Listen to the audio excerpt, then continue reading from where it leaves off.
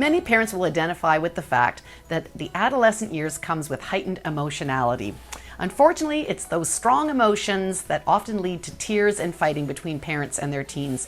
And at the adolescent years, we really want to make sure that we have a strong and healthy relationship so that our teens actually come to us for guidance when they have problems and so that they accept our influence.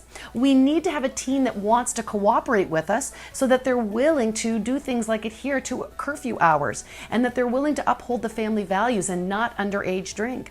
So how are we going to do that? Well, it's not going to help if you just say, calm down. It is not going to help them regulate their emotions by telling them that they're just being hormonal. Instead, we need to help them to soothe, just the same way that we helped a colicky baby or helped a small toddler. It's still our job, even though they're in the adolescent years. So how do we do that effectively? One, stay calm ourselves. Our emotions are rather contagious. So either they're going to upset us or we're going to calm them down. Let's let us be the bigger player and help them to get calm. Two, don't take it personally. So often we internalize this and we think it's about us. In fact, it's often something that's gone on in their day and we're just a safe person to lash out against. Three, try thinking about their emotional state as just being like a weather pattern that's blowing in. Here comes a blustery storm, but it means that it's going to pass through. So this too shall pass. We can weather the storm of a kid's emotionality.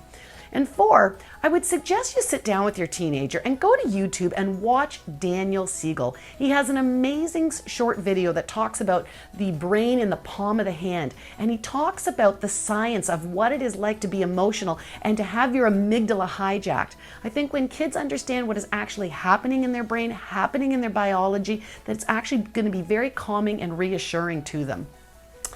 So the next piece is about when your child is upset, much like you don't talk and try to reason with a tantruming toddler, the same with a very emotional, reactive adolescent. If we tend to want to go up into our left brain and out-argue them, this is not going to help when they're in an emotional state. Instead, switch to right brain type responses. And that means being more compassionate and empathetic. And we do that through effective listening, empathetic listening. It's going to be so much better to calm them if we can say back to them what they're experiencing and that we can show that we understand what they're going through.